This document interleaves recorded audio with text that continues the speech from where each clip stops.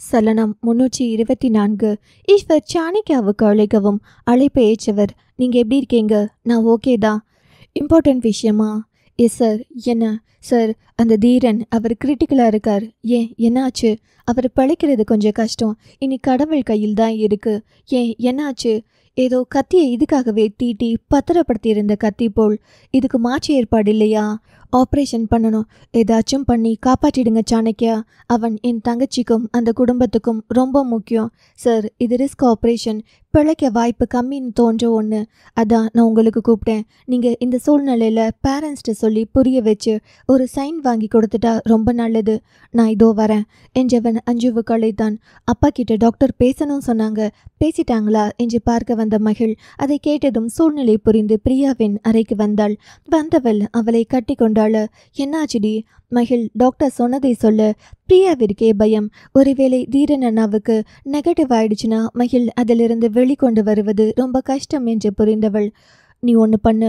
உன்னோட இஷ்ட தெய்வத்தை வேண்டிக்கோ. கடவுளை மீறிய சக்தி ஒன்றுமில்லை. எனக்கும் அதான் தோணுச்சு. நான் மருதமலை போய் முருகனை பார்க்குறேன். ஆப்ரேஷன் முடிஞ்சு அவர் கண் விழிச்சதும் கூப்பிடு. உண்மையாவே நீ போய் மருதாச்சல மூர்த்தியை பார்த்துட்டு வா. அது யாருடி? ஏ, முருகன் தாண்டி. என்ன சொல்ற? மருத மரங்கள் நிறைந்ததும் நோய் நீக்கும் மருத்துவ குணங்களை உள்ளடக்கிய மூலிகைகளை கொண்டதுமான மலையில் அருள்பவர் என்பதால் தான் மருதமலை முருகனை மருதாச்சல மூர்த்தின்னு சொல்லுவாங்க. இப்போ உன் மனம் படப்படவென தவிக்கும். அங்க போய் உட்காந்து மனமுருகி வேண்டிக்கோ. 7ஆம் படை வீட்டில் எல்லாம் கிடைக்கும். என் மனசுக்கும் முருகனை பார்த்தா எல்லாம் சரியாயிடும்னு தோணுதுடி. போ மகிழ். என்னடி லவ் பஞ்சியாடி? லவ் எப்படி இருக்கும்னு தெரியல. ஆனா இப்போ இவர் பஞ்சை எல்லாம் எனக்காகவும் தான். ஒருவேளை அவருக்கு எதுவும் ஆயிடுச்சுன்னா அவர் இருக்கிற இடத்தில் அன்பு தான் இருந்தா. அன்புவை இழந்தால் நான் எப்படி துடிச்சிருப்பேனோ அப்படிதான். புரியல. இவரை நான் லவ் பஞ்சேனா என்னென்ன எல்லாம் எனக்கு தெரியல. சொல்லப்போனா என் கேரக்டருக்கு நேர் எதிரவர்.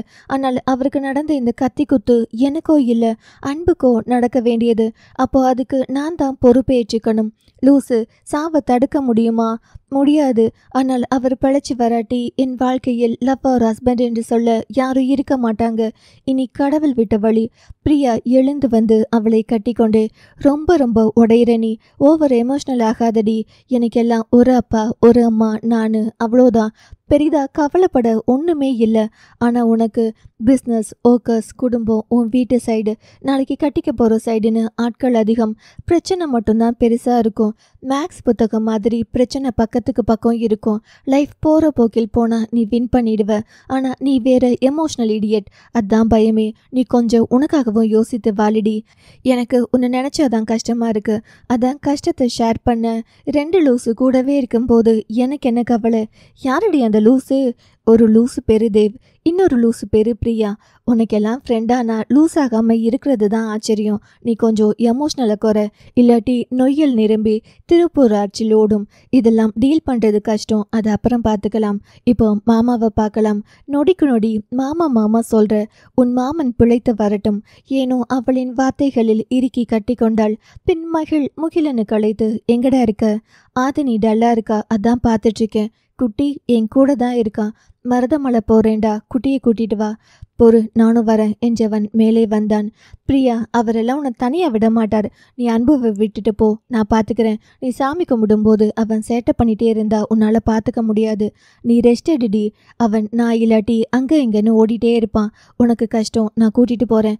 அவனுக்கு சாமி கும்பிட தெரியணும் இல்லையா? அவனையெல்லாம் டீல் பண்ண முடியாதுடி. அவன் என் பக்கத்திலே தானே இருப்பான். நான் பார்த்துக்கிறேன். எனக்கு இப்போ அன்புவை விட நீ தான் மோசமாயிட்டே வரியோன்னு தோணுது. குடும்பம் மேல் ரொம்ப லவ் இருக்கு. யார் உடைச்சாலும் நீ தான் உடஞ்சி போக போற. அதெல்லாம் பார்த்துக்கலாம். யானை பலம் மாதிரி அந்த பக்கம் நீ, இந்த பக்கம் தேவ் இருக்க. எனக்கு என்ன கஷ்டம்? கடைசி வரைக்கும் எங்களை நிம்மதியாக வாழ விட மாட்டேன். நோவே. கழுதைக்கு வாக்கப்பட்ட வாங்கித்தானே ஆகணும். என் அண்ணனியா சொல்கிற? கழுதைக்கு தங்கச்சி இருக்கு, அதை சொன்னேன். அப்போது கழுதையோட ஃப்ரெண்ட். சரி விடுடி, நம்ம எல்லாம் கழுதை ஃபேமிலி ஆகிடுவோம் ராஜாத்தி. அங்கே வந்த அன்பு அவர்கள் பேச்சை கேட்டுவிட்டு, அப்போ நம்ம மனுஷ ஃபேமிலி இல்லையா அக்கா? மகிழ், நம்ம மனுஷர் தான். அவள் வேற ஒரு கழுதை ஃபேமிலி பற்றி சொன்னான். ஓ அக்கா, கழுதை ஃபேமிலி இருந்து வந்திருக்காங்களா? பிரியா, நான் கழுத ஃபேமிலி, நீ உன் அண்ணா எல்லாம் மகாராஜா ஃபேமிலி. ஓ அப்படியா என்றவன் முகிலனிடம். அண்ணா, நம்ம அரண்மனை எல்லாம் எங்கே இருக்கு? அப்புறம் ஏன் நம்ம குதிரையில் வராம காரில் வந்திருக்கோம்? ஏனோ மகிழுக்கும் பிரியாவுக்கும் அந்த கேள்வியில் சிரிப்பு வர, முகிலன், குட்டிப்புலி, படம் நல்லா பாப்பீங்க போலியே. உங்களுக்குள்ள இப்போ பாகுபலியா இல்ல பொன்னியின் செல்வன் எஃபெக்ட்? நான் பாகுபலி. ஏன் பொன்னியின் செல்வன் அருள்மொழி செல்வன் இல்லையா? நோ, நான் பாகுபலி. ஏன்னா பாகுபலி அவர் அவங்க அம்மாவை தேல் கடிக்காம பார்த்துப்பார், அவங்க ராணிய தோளில் சுமப்பார். அவங்க அண்ணா பேட் பாயா இருந்தாலும் அவர் குட் பாயா இருப்பார். அம்மா சொல்லுவாங்க, நீ பாகுபலி மாதிரி வரணும்னு. முகிலன் அவனின் வார்த்தையில் ஆச்சரியம் கொண்டு பார்க்க, நொடி நேரத்தில் இரு பெண்களும் ஒரே நேரத்தில் குனிந்து அவனின் கன்னத்தில் முத்தமிட்டனர். அம்மா மனைவி 2 பேரையும் எப்படி பார்த்துக்கணும் என்று கற்றிருக்கும் வார்த்தைகளில் அவன் பின்னொரு காலத்தில் இருக்கும் நற்பண்புகளுக்கெல்லாம் சேர்த்து கொஞ்சினார்கள். ஆனால் அவன் வாய்வழி சொல்லாததும் உண்டு, யாரையும் எளிதில் நம்பக்கூடாது என்று. அவன் வயதுக்கு கற்று வைத்திருக்கும் நல்ல விஷயத்தை கண்டு அவர்கள் கொஞ்ச, முகிலன் பேசியே ஆட்களை மயக்கும் வித்தையை அந்த மாய கிருஷ்ணருக்கு அப்புறம் இவங்கிட்ட தான் கற்றுக்கணும். அப்படியாச்சும் சீக்கிரம் கற்றுக்கோங்க. ரொமான்டிக்கெல்லாம் சொல்லி வரக்கூடாது, தானா வரணும். அவன் கையெடுத்து கும்பிட்டு, தங்கச்சி இருக்காடி ப்ளீஸ் என்று கிளம்பு.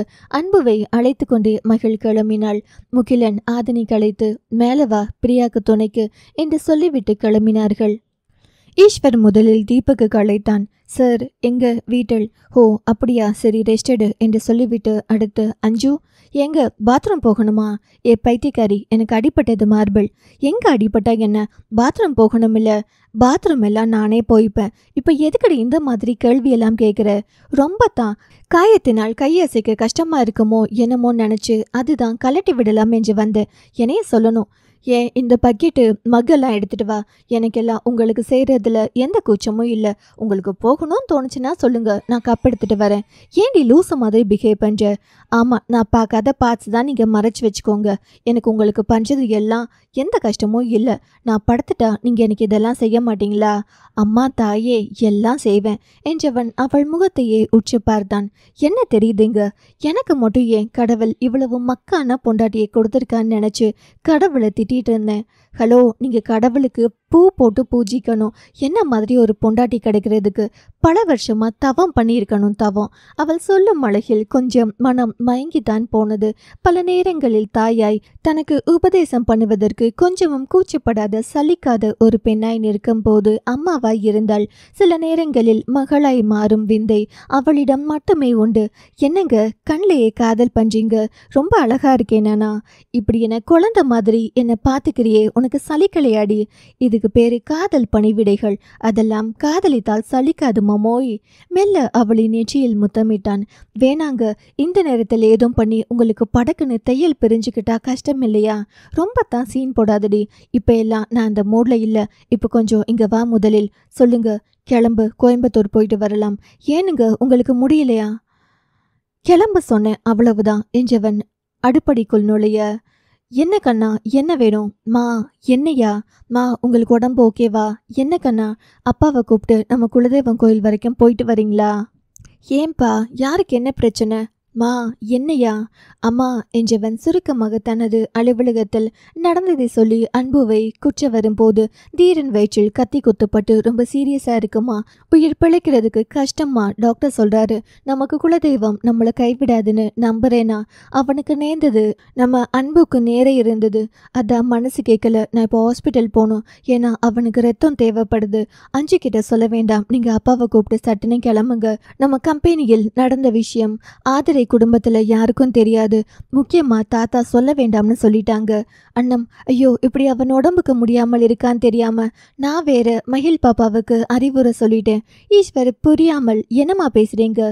நேற்று ஆதிரை ஃபோன் பண்ணினாள். நான் ஃபோன் வாங்கலாம்னு ரூம்க்கு போகும்போது நம்ம பாப்பு பேசிட்டு இருந்தா. மகிழா என்ற மகனின் கேள்வியில், நான் பாப்பாவிடம் யார்கிட்ட பேசுறேன்னு கேட்டேன். தீரன் மாமா கிட்டன்னு சொன்னா. அப்போ பாப்புவின் கண் கலங்கி இருந்தது. நான் தப்பா புரிஞ்சுக்கிட்டேன் போல். நம்ம குடும்பத்துக்கு அவங்க ஆகாது, தேவையில்லாத உறவுகளை வளர்த்துக்க வேண்டாம்னு சொல்லிட்டு வந்தேன். நம்ம சொல்ல வேண்டியதை சொல்ல வேண்டிய இடத்தில் சொல்லித்தான் ஆகணும் நினைச்சு பேசிட்டேன். அவ்வளோ பெரிய உதவி செஞ்சிருக்கும் போது அதை அவள் நினைத்து தானே பேசியிருப்பாள். ஒரு நிமிடம் கண்களை மூடிய ஈஸ்வர் மனதில் என்ன ஓடியதோ ஈஸ்வர் தவிர யாரும் அறியவில்லை. அம்மா, நீங்க கிளம்பி கோவிலுக்கு போய் பூஜையை பண்ணுங்க என்றவன் வெளியே வர அர்ஜுன் வந்தான் வீட்டிற்கு. அஞ்சு, என்ன அர்ஜுன் இது? நேத்து வான்னு கூப்பிட்டப்போ வரல. இன்னைக்கு குட்டீஸ் எல்லாம் ஹாஸ்பிட்டல் போயிட்டாங்க. நாங்களும் இப்போ வெளியே கிளம்புறோம். உனக்கு ஒரு வாய்ஸ் சாப்பாடு கூட இப்போ எடுத்து வைக்க முடியலையே சிரித்தான். ஈஸ்வர், நீ பிஸியா? இல்லைங்க சார். அப்பவா ஹாஸ்பிட்டல் போலாம் என்றவன் தீபக்கிற்கு அழைக்க நினைத்து அழைக்காமல், ஐயோ நீ இப்போதானே வீட்டுக்கு போன, அதுக்குள்ள அவனை தொந்தரவு பண்ண வேண்டாம் என்று அழைப்பை கட் பண்ணிவிட்டு தனது தாத்தாவிற்கு குறுஞ்செய்தி மூலம் தீரன் உடல்நிலை மோசம் தாத்தா, ஹாஸ்பிட்டல் போறேன் என்று சொல்லிவிட்டு கிளம்ப வாகனத்தை எடுத்து கார் பார்க்கிங் விட்டு கூட நகரவில்லை. தீபக் உள்ளே வந்து கொண்டிருந்தான். என்ன தீபக் வந்துட்ட? வீட்டில் போய் ஒரு அட்டண்டன்ஸ் போட்டுட்டு குளிச்சு அவ கையால் ஒரு டிஃபன் சாப்பிட்டு ஒரு காப்பி குடிச்சிட்டு வந்துட்டேன் சார். 2 நாளைக்கு மேலே போகாட்டி அவ கிளம்பி ஆஃபீஸுக்கு வந்து அட்டகாசம் பண்ணிடுவா. பிரியாவை கேட்கலையாவ? அவ கேட்காம இருப்பாளா சார்? அவளுக்கு வேலையா இருக்கா? 2-3 நாளில் வந்துடுவா அப்படின்னு சொல்லிட்டு வந்திருக்கேன். உண்மை தெரிகிறப்போ ரொம்ப சண்டை போட போறா சார். இல்லாட்டி மட்டும் அவ சண்டவே போட மாட்டாளாக்கும். வர வர ரொம்ப பேசுற நீ என்று சொல்லிவிட்டு கார் சாவியை தீபக்கிடம் கொடுத்துவிட்டு பின்னாடி போய் மனைவியின் பக்கத்தில் அமர்ந்தான். கார் எடுக்கும்போது அருகே அர்ஜுன் பார்த்து, ஹாய் அஞ்சு, என்னங்கண்ணா வீட்டு பக்கமே போக மாட்டீங்க போல, இவர் பின்னாடியே சுத்திட்டு இருக்கீங்க. 5 நிமிஷத்துக்கு மேல இருந்தா பஞ்சாயத்து கூட்டிடுவாளோன்ற பயத்திலேயே ஓடிட்டு இருக்கேன்னா. அவ்வளவு பயமாடா பொண்டாட்டிக்கு? தங்களுக்கு தெரியாத சட்டம் ஒன்றும் இல்லையே, அடியேன் பாவம். அதில் ஈஸ்வர் சத்தமாக சிரிக்க அஞ்சு அவன் முகத்தை பார்த்து, உங்க மனசாட்சி தட்டு சொல்லுங்க, நீங்க பயந்தவராக்கும். மனசாட்சியின் மேல் கை வைத்து, அதெல்லாம் நான் என் பொண்டாட்டிக்கு ரொம்ப பயப்படுவேன். அவள் அவனை கடிக்க அதை வாங்கி கொண்டான். வலியோடு அவளின் முதுகை வருடினான். அர்ஜுன் திரும்பி ஒரு புன்னகையோடு அவர்களை பார்த்தான். தீபக், என்ன சார் ஹாஸ்பிட்டல்? தீரனுக்கு சீரியஸ். அஞ்சு, ஐயோ எங்க என்ன பண்ணியாவது அவனை காப்பாத்திடுங்க. தலைச்சம்பில் என் அண்ணாவுக்கு உயிர். என் அம்மா அவன் இல்லாட்டி செத்துடுவாங்க. அர்ஜுன், ஐயோ சீனியருக்கா?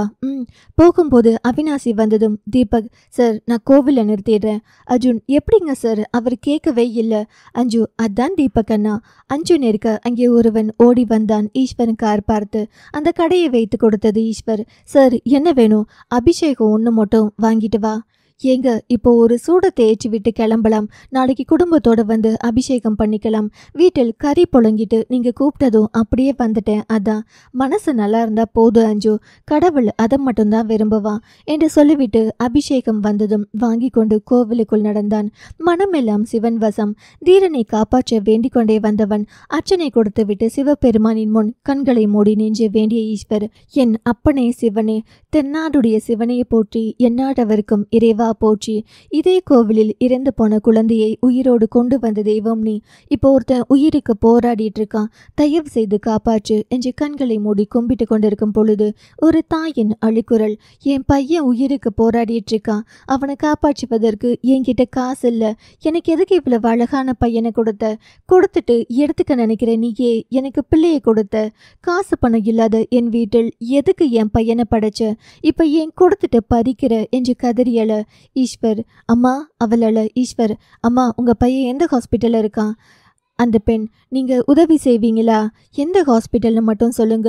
பேர் சொன்னதும் அடுத்த நிமிஷம் தீபக் அந்த ஹாஸ்பிட்டலுக்கு அழைத்து பெயர் உறுதியானதும் அவனுக்கான அத்தனை செலவையும் அக்கௌண்ட் மூலம் கட்டிவிட்டு அவர்கள் திரும்ப, என் உயிருக்கு உயிரான என் பையனை காப்பாற்றி நீங்க ஜென்மத்துக்கும் நல்லா இருக்கணும். உங்க தலைமுறை செழிக்கும். நீங்க வேண்டி வந்தது நடக்கும். 7 தலைமுறைக்கும் நீர் குடும்பம் குட்டியோட நல்லா இருக்கணும் என்று சொல்லிவிட்டு அந்த பெண்மணி போய்விட்டார். ஏனோ கடவுளே வந்து நற்செய்தி சொன்னது போல் இருந்தது ஈஸ்வரனுக்கு. அர்ஜுன் தீபக்கிடம், அங்கிள் ஒருவேளை இந்த அம்மாவின் பையனை காப்பாற்றதான் கடவுள் தீரன் சீனியருக்கு இப்படி ஒரு கஷ்டத்தை கொடுத்தாரோ? சிவனே அறிவான். சலனம் 324. ஈஸ்வர் மருத்துவமனைக்குள் நுழையும் பொழுது அர்ஜுன், நீ தீபக்கூட இரு என்று சொல்லிவிட்டு மனைவியுடன் மருத்துவமனைக்குள் வந்தான். அஞ்சு, ஏனுங்க, என்னடி நீங்க வந்தே ஆகணுமா? ஆமா, தாத்தா தான் அங்க நடந்த என்ன பிரச்சனை பற்றியும் சொல்லக்கூடாதுன்னு சொல்லியிருக்காரே. இப்ப யார் பிரச்சனையை பற்றி பேச போறாங்கன்னு சொன்னாங்க. அப்புறம் நீங்க எல்லாம் சும்மாவே வரமாட்டீங்க. திடீர்னு வந்தா என்ன ஏன் ஏதுன்னு எங்க வீட்டில் யோசிப்பாங்க இல்லையா? அவங்களுக்கு டவுட் வராதா? ஒரு திருத்தம். என்ன? அதுவும் அம்மா வீடு, சரியா? பெண்ணவள், இது இப்போ ரொம்ப முக்கியம், ரொம்ப ரொம்ப முக்கியம் என்றவன் ஆபரேஷன் தியேட்டர் போகலாம் என்று லிஃப்ட்டுக்கு வர பின்னாடியே அண்ணாமலை, ஈஸ்வர் தாத்தா நீங்க கொஞ்சம் பர்சனலாக பேசணும் கண்ணா. அவன் அவரின் பின்னாடியே போக, நாம் இப்போ போகலாமா போகக்கூடாதா என்று நிற்க, ஈஸ்வர் அஞ்சுவை பார்த்து வாடி ஓடி வந்தாள். யாரும் இல்லை, கேமரா இல்லை என்று உறுதியான பின், நான் இங்கே கருமத்தம்பட்டி கேஸ் பற்றி தெரிஞ்சுக்க வந்தேன். உன் கால் வந்ததும் கிளம்பி வந்துட்டேன். அப்புறம் கண்ணா, இப்போ உன் மாமியார் வீட்டில் உன் பொறுமையை உடைக்கும் அளவுக்கு கேள்வி வந்தாலும் வாய் திறக்காதே. தாத்தா, கருமத்தம்பட்டி கேஸ் போலீஸ் ஏன் நடந்தது, என்ன ஏதுன்னு துருவிட்டுருக்காங்க. உன் மாமனார் வீட்டில் என்ன ஏதுன்னு தெரியாத வர நல்லது. கொஞ்சம் தெரிஞ்சாலும் உன்னை பற்றியெல்லாம் யோசிக்க மாட்டாங்க. விஷயம் கொஞ்சம் கசிந்தாலும் நாம் இத்தனை வருட உழைப்பு ஒரு நொடியில் போயிடும். வளர்ச்சியெல்லாம் வேற மாதிரி மாறிடுவாங்க. ப்ரெஸ், மீடியா, இணையம், ஊடகம் எல்லாம் ஊதி பெருசாக்கிடுவாங்க. ஜாக்கிரதை. அஞ்சுமா, வாய் திறந்துடாத. அவளோ, தாத்தா இது தப்பில்லையா? நம்ம ஒன்றும் கொலை செய்யலை, தீயவர்களை அழிச்சிருக்கோம். தீரன் இப்போ வர வாய் திறக்கலை. So no issue. நம்ம மனசாட்சிக்கு எப்போ பயப்படணும் தெரியுமா, நம்ம தப்பு செய்கிறப்போ. So no guilty. தலையாட்டி கொண்டு மூவரும் மேலே வரும் பொழுது விஜயா, தண்டபாணி அமர்ந்திருந்தனர். ரவியும் ஆதிரையும் அவர்களை பார்த்து எழுந்தனர். தன் குடும்பம் என்றால் கால் வைக்காத தன் அண்ணனையே பார்த்தவளுக்கு அடிவயிற்றில் பயம் உண்டானது. தாத்தாவை கண்டதும் ஆதிரை ஓடி வந்து, என் பையனுக்கு ஏதாவது பிரச்சனையா? ஈஸ்வர் தங்கையின் கையை பிடிக்க அண்ணாமலை பேத்தியின் தலையை வருடினார். புரிந்து போனது. தன் அண்ணனெல்லாம் இங்கே வரும் ரகமே கிடையாது. அப்போ வந்திருக்கிறார் என்றால் ஏதோ பிரச்சனை என்று. ரவி கண்ணீரோடு, என்ன தாத்தா, ஆதிரை சொல்றது உண்மையா? தீரனுக்கு பெரிய பிரச்சனையா? என் பையன் பொழைச்சு வந்துருவான் இல்ல? ஏனோ அந்த வார்த்தையில் விஜயாவும் தண்டபாணியும் இழந்து விட்டார்கள். அண்ணாமலை ரவியின் கையை இறுக்கி பிடித்து, வந்துடுவான் ரவி. அஞ்சு ஆதிரையின் கை பிடித்து, அண்ணி நம்ம கோவிலுக்கு அத்தை போயிருக்காங்க, தீரன் பேரில் பூஜை பண்ணுவதற்கு. அவனுக்கு ஒன்றும் ஆகாது. அந்த நேரம் டாக்டர் சாணக்கியாவும் அவரின் உதவி செவிலியரும் அங்கே வந்தனர். செவிலியர், பையனோட அப்பா அம்மா யாராவது இதில் சைன் பண்ணுங்க என்று ஒரு படிவத்தை நீட்டினார்கள். ஆதிரைக்கு கையெல்லாம் நடுங்கியது. ரவி அதை தொடவே பயந்தான். ஈஸ்வர், ஆதிரை அந்த ஃபார்மை சைன் பண்ணி கொடு. அண்ணா எனக்கு பயமா இருக்கு என்று அவள் கதற ஆரம்பித்தாள். ஈஸ்வர், எந்த கெட்டதும் நடக்காது, நம்பிக்கையோடு போடு என்றதும் போட்டாள். அதான் கையெழுத்து போட்டாச்சே, இன்னும் ஏன் தாமதம்? சாணக்கியா செல்போனை காதில் வைத்தபடி ஈஸ்வர் அருகில் வந்து, சார், என்ன சார்னு யாரோ போல கூப்பிடாத சாணக்கியா. இப்போ ஏன் ஆப்ரேஷனுக்கு இடையிலே ரத்தத்துக்கு ஏற்பாடு பண்ணிட்டு இருக்கோம். இவ்வளோ நேரமாவா? இந்த வகை ரத்தம் எல்லாம் கிடைக்கிறது ரொம்ப கஷ்டம். விஜயா, என்ன கஷ்டம்? நான் தரேன் என் பேரனுக்கு. ஆதிரை ரவிக்கு மட்டும் கேட்கும் விதத்தில், உங்க அம்மாவை கொஞ்ச நேரம் சும்மா இருக்க சொல்லுங்க. என் பையன் ஓ நெகட்டிவ், உங்க அம்மா பி பாசிட்டிவ், எப்படி மேட்ச் ஆகும்? சாணக்கியா, ஓ நெகட்டிவ் ரத்தம் இப்போ கிடைக்கல. இந்த சூழ்நிலையில் உடனே ரெடி பண்ணுறது எவ்வளோ கஷ்டம்னு உங்களுக்கு தெரியும் தானே? ஈஸ்வர், நான் தரேன், எனக்கு ஓ பாசிட்டிவ் ரெடி பண்ணுங்க. அஞ்சுவுக்கு பக்கேஞ்ச் இருந்தது. இவர் உடம்பிலே பல காயம்பட்டு ரத்தம் எல்லாம் வெளியேறி இருக்கு. இந்த நேரத்தில் எப்படி என்று யோசித்தவள் கணவன் முகத்தை பார்த்து கொண்டே நின்றிருந்தாள். கூடவே மருமகனின் அந்த முகம் வேறு கண்ணுக்குள் வந்து அவளை பயமுறுத்தி கொண்டிருந்தது. ஆதிரை தன் மாமியாரை ஒரு முறை முறைத்துவிட்டு தன் அண்ணனையே பார்த்தாள். ரவி, டாக்டர், சாணக்கியா சொல்லுங்க, ஆபரேஷன் டிலே பண்ணினா என் பையன் உயிருக்கு ஆபத்தா? இன்னைக்கு பண்ணணும், அவ்வளோதான். ரவி ஈஸ்வரிடம், ரத்தம் எல்லாம் வேணாம், துருவனுக்கும் அதே வகை ரத்தம் தான், அவனை வர சொல்லிக்கிறேன். ஈஸ்வர் அதை பெரிதாக எடுத்துக்கொள்ளவில்லை. அவனுக்கு ரவியின் ஈகோ புரிந்தது. அதனால் தோலை குலுக்கிவிட்டு, சாணக்கியா நான் கீழே வெயிட் பண்றேன் என்று சொல்லிவிட்டு நகர, ஆதிரை, அண்ணா போகாதீங்க ப்ளீஸ் என்றவள் கணவனிடம், இப்போ ஈகோ பார்க்குறீங்களா? பார்க்குற நேரமா? கலங்கிய ரவி, நான் ஈகோ எல்லாம் பார்க்கல. நாளைக்கு அண்ணனால தான் என் பையன் உயிர் பிழைச்சான் என்று ஏதாவது ஒரு சூழ்நிலையில் சொல்லி காமிச்சிட்டு இருந்தா அவனுக்கு அது ரொம்ப கஷ்டமா இருக்கும். துருவனுக்கு கால் பண்ணியிருக்கேன், வந்துட்டுருக்கான். அண்ணாமலை கொஞ்சம் புரிந்தது. கோபமோ சண்டையோ ஏதோ ஒன்று அந்த இடத்தில் பேசி அப்படியே விட்டு விட்டு போய்விட்டால் பிரச்சனை இருக்காது. இவர்களை போல் தூக்கி கொண்டே சுமந்தால் அது காலகாலத்திற்கும் பிரச்சனை என்பதால், ரவி, எந்த நேரத்தில் எதை செய்யணும் என்று உங்களுக்கு தெரியுமா தெரியாதா? முன்னாடி தெரியாதுங்க தாத்தா, ஆனா இப்போ எங்களுக்கு காலம் நிறைய கற்றுக் கொடுத்திருக்கு. ஆதிரை அவனின் சட்டையை பிடித்து, என்ன பேசிட்டு இருக்கீங்க? என் பையனுக்கு எதனால கத்தி குத்துப்பட்டுச்சுன்னு இப்போ வரைக்கும் உங்க வீட்டில் சரியான விளக்கம் யாரும் சொல்லல. ஏன்னா ஏதோ ஒரு பிரச்சனை நடந்திருக்கு, அது எனக்கு தெரியக்கூடாது என்பதற்காக உங்க வீட்டாட்கள் தெளிவா இருக்காங்க. சின்ன விஷயத்தில் கூட நம்மளை அடுத்தவர்கள் போல் பார்க்கும் இவங்க, ரத்தம் என் பையனுக்கு வேணாம், அதை உன் பையன் 2 நாளா முழிச்சுதானே இருந்தான், அவங்கிட்டே கேட்டிருக்க வேண்டியதானே? விஜயா கோபம் வேகமாய், அவனும் இப்ப மயங்கி போய் தானே கிடக்குறான், அவன் எப்படி பேசுவான்? அஞ்சு வேகமாய் கணவனின் கைப்பிடித்து, வாங்க நம்ம கீழே போலாம், இதுக்கு தாங்க வந்தீங்களா என்று முறைத்து விட்டு அவனின் கையை பிடித்து இழுத்து கொண்டு போனாள். ஈஸ்வர் மனைவியின் காதல். இப்ப நீ யாரை காப்பாத்துற? அவங்க கிட்ட இருந்து என்னையா, இல்ல என்கிட்ட இருந்து உங்க அண்ணனையா, உங்க அம்மாவையா? பின்னவள் வேகமாக 2 கைகளையும் தன் மார்பில் அடித்து, என்னை ஏண்டா இவங்களுக்கு நடுவுல என்னை சிக்க வச்சேன்னு நினைச்சு என்ன காப்பாத்திக்கிறேன் என்றால் பாவமாக. அதில் அவன் சிரித்து விட்டான். பின்னாடியே வந்த அண்ணாமலை, இவங்களுக்கு இவ்வளவு பிரச்சனையிலும் என்ன நடந்தது என்று தெரிந்து கொள்வதற்கு ஆர்வம் இருக்கு. பையனை பெற்றவர்கள் எதிர்பார்ப்பது நியாயம்தானே தாத்தா? என்னவோ நம்ம இவங்க செய்ததை எல்லாம் ஞாபகம் வச்சுக்கல போல. சரி வீட்டுக்கு போலாமா ஈஸ்வர்? இல்லைங்க தாத்தா, அவனுக்கு ரொம்ப ரத்தம் தேவைப்படும், நம்ம கொடுத்துட்டு கிளம்பலாம். அஞ்சு உங்களுக்கே முடியல, நீ ரொம்ப செல்ஃபிஷ் டி. நானும் வந்துட்டா உன் கண்ணுக்கு மற்றது தெரியாதுல்ல. அவன் நம்ம பையனுக்காக தான் இவ்வளவு கஷ்டப்படுறான். சுவர் இருந்தாதான் சித்திரம் வரைய முடியும். நீங்க நல்லா இருந்தா தானே நான் நல்லா இருக்க முடியும், நம்ம எல்லாரும் நல்லா இருக்க முடியும். நீங்க நினைச்சா அவனுக்கு எவ்வளவு ரத்தத்தை வேணாலும் ஏற்பாடு பண்ணலாம். என் பையனின் உயிரை காப்பாற்றியவனுக்கு என் உடம்பிலிருந்து ரத்தம் போவது தப்பில்லை என்றவன் மனைவியின் கன்னத்தில் முத்தம் வைத்து, எவ்வளவுக்கு எவ்வளவு உடம்பிலிருந்து ரத்தம் எடுக்கிறார்களோ அவ்வளவு புது ரத்தம் உடம்பில் ஊறும். நீ கவனிக்கிற கவனிப்புக்கு எவ்வளவு ரத்தம் வேணாலும் ஒரே நாள்ல திரும்பி வந்துடுண்டி என் பொண்டாட்டி என்று சொல்லி ரத்தத்தை கொடுப்பதற்காக போனான். பின்னவள் பின்னாடியே வந்து, உங்களுக்கு கோபம் இல்லையே? என்ன கோபம்? என் அம்மா பேசினாங்களே. உங்க அம்மா பேசாம இருந்தாதான் ஆச்சரியம். ஒருத்தனுக்கு ஹார்ட் அட்டாக் வர வைக்கிற ட்ரிக் உங்க அம்மாவோட வாயில் இருக்கு. இப்படி கோபப்படுத்தி ஒரு நாள் வெடித்து சிதற போகுது அந்த இதயம் என்ற ஈஸ்வர் தீபக்கு கழித்து, O positive negative blood group ரத்தம் இம்மிடியேட்டாக ஹாஸ்பிட்டலுக்குள் வரணும், சீக்கிரம் அரேஞ்ச் பண்ணு தீபக் என்று சொல்லிவிட்டு போய் தன் ரத்தத்தை கொடுத்தான் தங்கை மகனுக்கு. துருவன் படு வேகமாக தன் அண்ணனுக்கு ரத்தம் கொடுப்பதற்காக வந்து கொண்டிருந்தான். ஏனோ வரும் வழியில் இன்றென பார்த்து பயங்கர டிராபிக். அவனால் வரவே முடியவில்லை.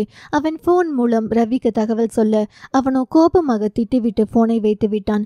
ஏனோ ஈஸ்வர் முன் தோற்று போனது போல் இருந்தது அவனுக்கு. தீபக் அரேஞ்ச் பண்ணின ரத்தம் பாட்டில்கள் சற்று நேரத்தில் மருத்துவமனையில் அவன் தேவைக்கு அதிகமான ரத்தமே வரவும் அங்கே ஆபரேஷன் நடந்து கொண்டிருந்தது. எல்லோரின் பிரார்த்தனையும் ஒருவனை நோக்கி இருந்தது. மகிழ் மனமுருகி வேண்டிக் கொண்டிருந்தாள் அவனை காப்பாற்ற வேண்டி. அன்னலட்சுமி தன் பேரனுக்கு அடிமேல் அடி வைத்து காலடி எடுத்து வைத்து வேண்டிக் கொண்டிருந்தார். ஆளாளுக்கு வேண்டுதல்களை பலமாக வைத்து வேண்டிக் கொண்டே இருக்கும் பொழுது அவனுக்கு ஆபரேஷனை நல்லபடியாக முடித்துவிட்டு வெளியே வந்தார் சாணக்கியா. ரவி இன்னும் ஆபரேஷன் நடக்கவில்லை போலும் என்று எல்லா பக்கமும் இரத்த மாதிரி கேட்டுக்கொண்டிருக்கும் பொழுது சாணக்கியா அவனின் தோளில் கை வைத்து, உங்க பையன் உயிருக்கு முன்னாடி ஈகோ வச்சு விளையாடுறீங்க, இது ரொம்ப தப்பு என்று சொல்லிவிட்டு நகர, எனக்கு ஈகோ எல்லாம் சுற்று போட்டாலும் வராது டாக்டர், இதுக்கு பேரு ஈகோ இல்ல தன்மானம் என்று கூட வைத்துக் கொள்ளலாம். இன்னும் ஒரு தலைமுறை நிம்மதியா வாழணும் என்ற வைராகியம் தானே ஒழிய வேறொன்றுமில்லை.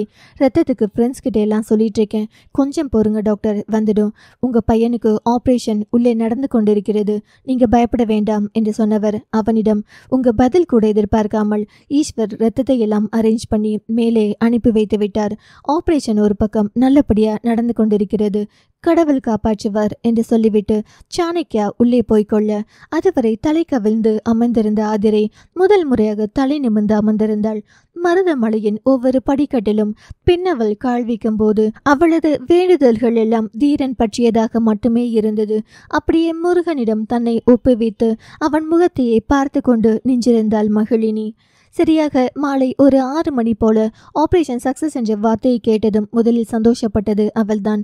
அன்புவை இறுக்கி கட்டி கொண்டு கன்னத்தில் முத்தமிட்டு தனது மகிழ்ச்சியை வெளிப்படுத்தினாள். அதன் பின்னே தன் அண்ணனை அழைத்து கொண்டு ஹாஸ்பிட்டல் வந்தாள்.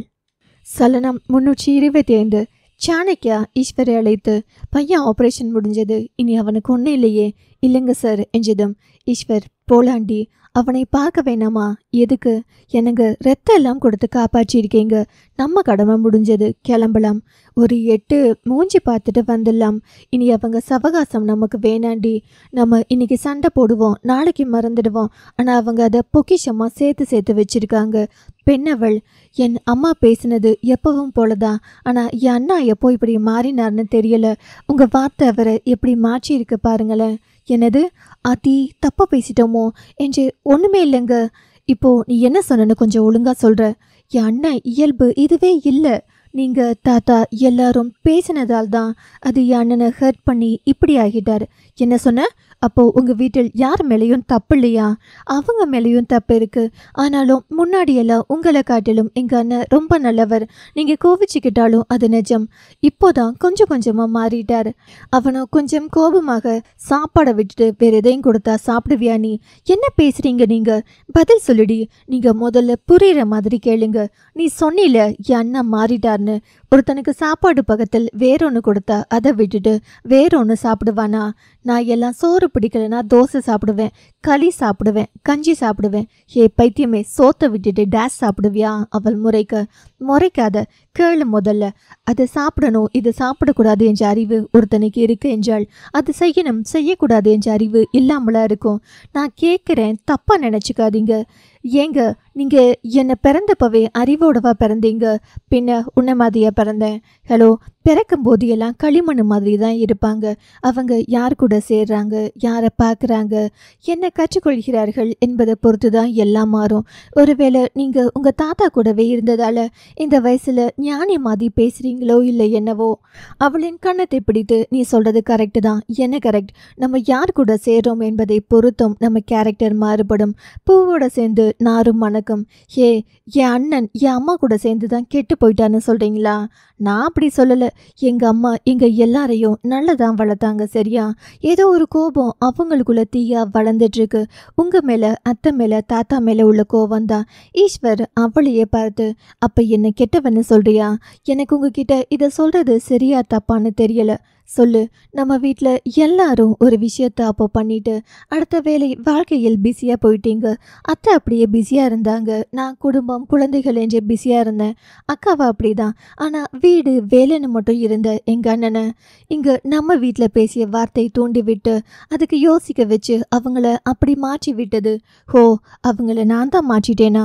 இப்போ நான் பேசவா வேணாமா? இப்படியெல்லாம் மூஞ்சி வச்சுட்டு கேட்டால் நான் பேச மாட்டேன். சரி சொல்லு. முன்னாடி நமக்குள்ள நிறைய சண்டை வரும். நீங்கள் அடிக்கடி ஒரு வார்த்தை கேட்பீங்க, ஞாபகம் இருக்கா?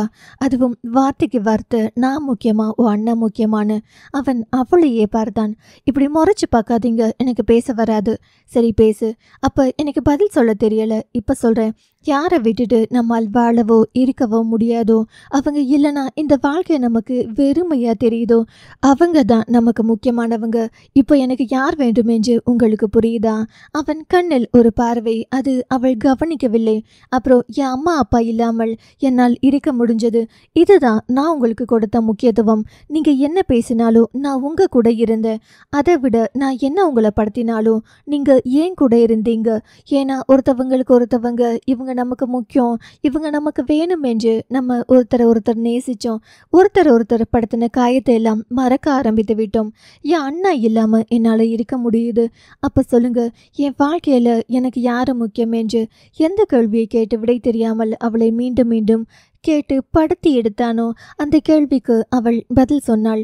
தன் வாழ்க்கையில் தன்னுடைய நெடுநாள் ஏக்கத்திற்கான பதில் அவளின் வார்த்தையில் இருந்தது. அந்த ஒரு நொடி தீர்ந்து போனது. நீங்கள் மட்டும்தான் எல்லாரையும் விட ரொம்ப முக்கியம். நீங்கள் இல்லாமல் என்னால் இருக்க முடியாது. அதே மாதிரி என் அண்ணனுக்கு நீங்கள் அவ்வளவு முக்கியம் இல்லை. என்ன மாதிரி எங்கள் அண்ணன் உங்களை நேசித்திருந்தாலும், நீங்கள் என் அண்ணனை நேசித்திருந்தாலும் இவ்வளோ பிரிவு 2 பேருக்கும் இருக்காது. இவ்வளவு சண்டைகள் நமக்குள்ளே வந்திருக்காது. இப்போ புரிஞ்சதா நான் சொல்ல வர்றது?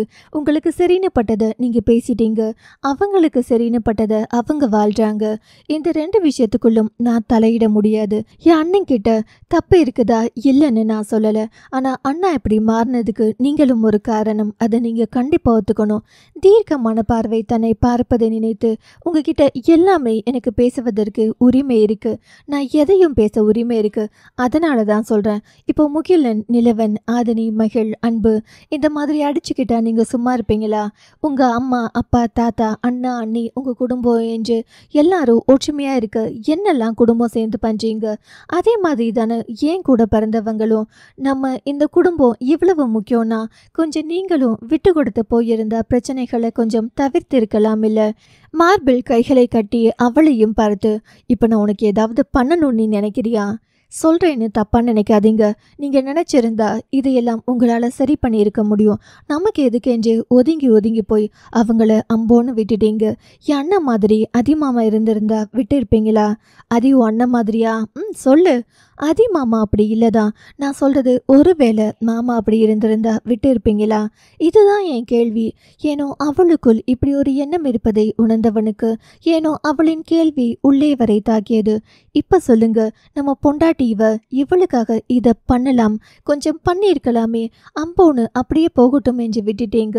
ஈஸ்வர், ஏண்டி இத மனசுக்குள்ள வச்சுட்டு கேட்காம இருந்தியா? தோணும், ஆனால் உங்களை கவனிக்கவே நேரமில்ல, அதான் பாவமேன்னு விட்டுட்டேன். ஏய், அறிவுரை சொன்னா கேட்குற ஆளாடியோ அண்ணா? அன்புக்கு என் அம்மாவே அடிமைதான், அப்புறம் என் அண்ணா மாற மாட்டாரா? என் மாமியாருக்கு நான் மாறினதுக்கு அப்புறம் தான் பிடிச்சது, பழைய அஞ்சுவை பிடிக்காது. ஆக மொத்தம் இப்போ நடந்த எல்லா பலிக்கும் என்ன குறை சொல்றியா நீ? உங்கள் மேலே சத்தியமா நான் உங்களை குறை சொல்லலை. நீங்கள் நினச்சிருந்தா அவங்கள சரி பண்ணி இருக்கலாம் என்று மட்டும்தான் நான் சொல்கிறேன். அதை நீங்கள் இப்போ வரைக்கும் நினைக்கலன்னு தான் சொல்கிறேன். கல்யாணம் பண்ணினதுக்கு அப்புறம் நான் உங்களையும் உங்களை சார்ந்த எல்லாரையும், என் குடும்பம், என் உறவினர், இந்த வீடு எல்லாம் என்னோட பொறுப்புன்னு நான் நினச்ச மாதிரி நீங்கள் ஏன் என் குடும்பத்தை அப்படி நினைக்கலன்னு தான் கேட்குறேன். பொண்ணு மட்டும்தான் புருஷன் குடும்பத்தை தன் குடும்பமாக தூக்கி சுமக்கணுமா? ஏன் புருஷன் அதை செய்யக்கூடாதா? ஏனோ அவளுக்குள் இப்படியெல்லாம் ஒரு எண்ணம் என்று இருக்கிறதே என்பதை யோசித்து கொண்டிருந்த ஈஸ்வருக்கு ஒருவேளை என் மேலும் தவறு இருக்குமோ? நான் ஏன் இதை செய்யாமல் விட்டோம் என்று யோசித்தபடி, சரி நான் அண்ணன்கிட்ட பேசி பார்க்குறேன். காலம் கடந்துடுச்சுங்க, அவங்க நம்மளை விட்டுட்டு ரொம்ப தூரம் விலகிட்டாங்க, இனி நம்ம வாழ்க்கையை நம்ம பார்க்கலாமா என்றவள் வழக்கம் போல் அருகே வந்து கைகளை பிடித்து கொண்டு இயல்பாக நடக்க அவளையே பார்த்து கொண்டு பின்னாடி வந்தான் ஈஸ்வர். இயல்பாகவே ஏனோ அப்படி விட்டது தவறு என்று முதல் முறையாக உணர்ந்தான். ஏன் இதை முன்னாடியே கேட்கல? இப்போ கேட்குற மாதிரி பொறுமை அப்போ உங்களுக்கு இல்லை. அதான் காதல் என்றால் சரியும் பிழையும் சேர்ந்தது தானே. என் பக்கம் இருக்கும் பிழைகளை மட்டும் பார்க்குறீங்க. எங்கள் வீட்டில் ஒரு நல்லது கூடவா செய்யலை? ஊருக்கே நல்லது செய்யணும்னு நினைக்கிற உங்களுக்கு எனக்காக இதை செய்யணும்னு தோணவே இல்லை. என் குடும்பம், என் மச்சான், என் பிள்ளைகள் என்று எல்லாரையும் ஒன்றா நினைக்கும் எனக்காக நீங்கள் இதை செய்திருந்தால் இன்னும் கொஞ்சம் நல்லா இருக்கும். அதுக்காக நான் போய் என் அண்ணன் காலடியில் விழ சொல்லலை. என் புருஷனை நான் அப்படி எதிர்பார்க்கல. ஏதாவது ஒரு விதத்தில் என் அண்ணனை சரி பண்ணியிருக்கலாம், அதுவும் நான் கேட்காமலே. எனக்கு என் அண்ணனை எவ்வளோ பிடிக்கும்னு உங்களுக்கு தெரியும். ஒரு கெட்டவனை திருத்துவது தான் கஷ்டம், ஒரு நல்லவனை திருத்துறது ஒன்றும் அவ்வளவு கஷ்டம் இல்லை. ஊரு பார்க்க சபையில் உட்கார்ந்த என் அண்ணனை எழுப்பி விட்டது தப்பு இல்லையா? அவங்க மேலேயே தப்பு இருக்கட்டும். ஒரு இன்ச் கொஞ்சோண்டு விட்டு கொடுத்திருந்தா இவ்வளவு பிரச்சனை இருந்திருக்குமா நம்ம வாழ்க்கையில்? சொல்லுங்க. மௌனமாய் அவளின் கேள்வியை உள்வாங்கியவன், வீட்டுக்கு போலாமா, இல்லை போய் உன் அண்ணன்கிட்ட பேசி புரிய வைக்கலாமா? அதான் சொல்லிட்டேனே, இது காலம் கடந்த கேள்வி. அன்னைக்கு நீங்க வீசிய வார்த்தைகள் எல்லாம் தன் பெற்ற மகனின் உயிரை கூட காப்பாற்ற விடாமல் தடுக்குது. அண்ணாவுக்கு உள்ளிருந்த மென்மை குணம் மாறி அவரை அரக்கன் போல் மாற்றி இருக்கு. இனி இதை ஒன்றும் பண்ண முடியாது, நம்ம வீட்டுக்கு போகலாம் என்றவள் இயல்பாக நடக்க ஏனோ அவனால் தான் அப்படி நடக்க முடியவில்லை.